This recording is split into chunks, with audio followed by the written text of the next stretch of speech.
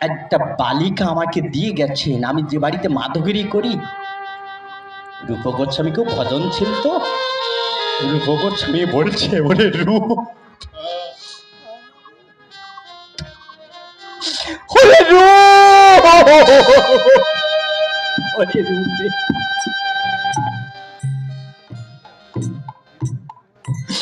ওরে ওই বালিকা যে আর কেউ নয়, রূপ রে,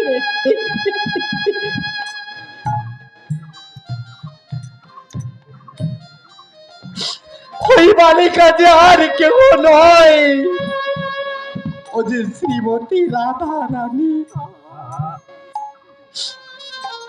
ওরে রূপ রে,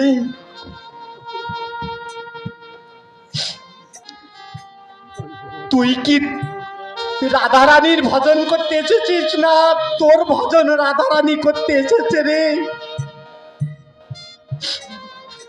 তোর যদি পরামর্শ পাওয়ার ইচ্ছা থাকতো তুই আমাকে বললে আমি মাধবগিরি করে এনে দিতাম। তুই কেন রাধারানীর কাছে এমন এমন দাবি করলি? রাধারানী নিজে কষ্ট করে এসে তোর সেবার বস্তু দান করে গেল। আমা,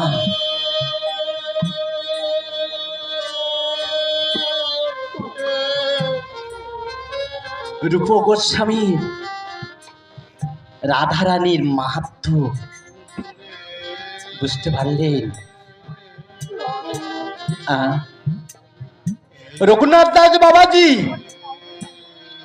রঘুনাথ দাস বাবাজি রাধা কুণ্ডের তীরে বসে ভজন করতেন।